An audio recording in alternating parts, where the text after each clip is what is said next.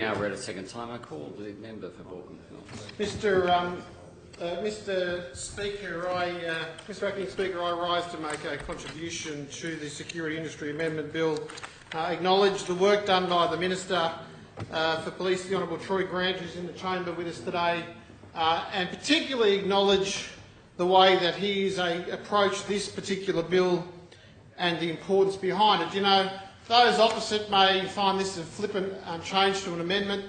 There'll be people in the security and policing fraternity who may or may not realise the importance of this piece of legislation in ensuring that we have the best possible opportunity to keep communities safe and secure. I note the member for Terrigal made some remarks about the work that security guards do in his electorate. Of course, the member for Seven Hills also highlighted the fact that his former role as a member of the New South Wales Police Force had him exposed to quite a lot of people working in this particular fraternity, and like those two members, I'm sure both the member for Myre Lakes and the Minister will talk about the work that the police had to do with the security officers that this legislation will have an effect on.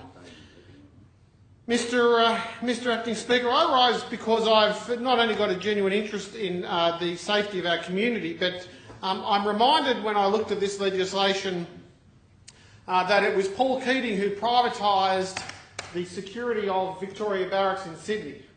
And it was quite a significant reform within Defence, because it was one of the first of many privatisation programs that Paul Keating brought in with Defence.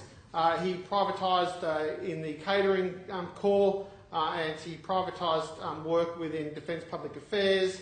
And I remember the shock and horror within the military and indeed the general community when he privatised the security guards that attended to the front of Victoria Barracks. It was a significant change to the culture within the way that we protect military barracks.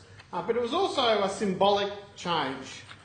We always had young soldiers who often came in from units, reserve units from around regional New South Wales. They would come in and they would take a 2-week posting to Victoria Barracks, where they'd work as security, as guardsmen. Moving along to have those positions replaced by security guards was, as I said, symbolic. Today, it is probably one of the most dangerous positions in Sydney, because as you would know, Mr. Acting Speaker, from your time in the Australian Defence Force, the current national security classification of probable attack means that anybody that is responsible for the security and safety of a military establishment put themselves at risk. Anybody who is responsible for protecting our vital assets, whether it be in Sydney, regional New South Wales, whether it be commercial, whether it be infrastructure, whether it be communications or transport, our vital assets require an extra level of security and safety. We know that because the areas that have been identified by our counter-terrorist operations have always identified vital assets as being vulnerable. That is why we live in a society today that requires security guards in areas that we probably haven't needed in the past. And I note, of course, that those vulnerable areas also include hospitality and hospitality establishments, hotels, licensed establishments. I mean, we do not need to go far back in recent history to know that attacks in Bali, attacks in Mumbai, attacks in the United Kingdom have often occurred around areas where we will socialise, where there are licensed venues, where people come together for celebration and commemoration. And that has put a whole lot of extra pressure on the security industry, a whole lot of extra pressure on those who may not swear an oath to the Crown, but are nonetheless required to provide safety and security in venues of mass gathering, which may of course be vulnerable. I make that point, Mr Acting Speaker, because I want to commend to the Minister, I want to commend to the government that this legislation is toughening up the type of people that we need working in our security industry.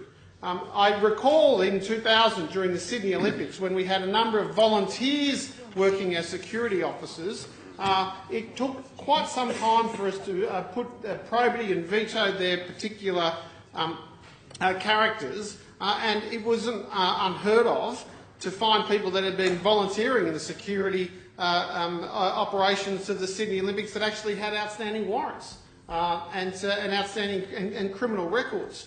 And when a shiver goes up my spine, Mr Acting Deputy Speaker, when I consider that we could have had an incident at the Sydney Olympics because our own failings, or indeed the failings of the Labor government that was responsible for delivering those Olympics, our own failings would have meant that we had somebody with a criminal record, looking after VIPs and vital assets. So for that reason, the Minister must be commended for bringing this legislation before the House, because he is making it mandatory for this government, or certainly he's making it harder for people that have any sort of criminal record or exposure to criminal activity to get into this industry. And that is a good thing. That is the right thing to do. That is acknowledging the fact that in New South Wales today we have a high level of alert that our police require to work with private providers hand in glove, and it is also recognising the fact that the state of alert that we have in this nation means that more and more corporations and organisations will require the use of private security operators. Again, I commend the bill to the House. I commend the Minister for his progressive approach to the security industry. There is an unfortunate number of examples when this legislation is probably coming a little bit too late. But as I've said to those that are involved in the cluster that the Minister and I have the honour of serving in, we live in a new world that requires a high level of alertness, that requires a better quality of person working within this particular fraternity, and for that reason I commend the bill to the House. Questions of this bill?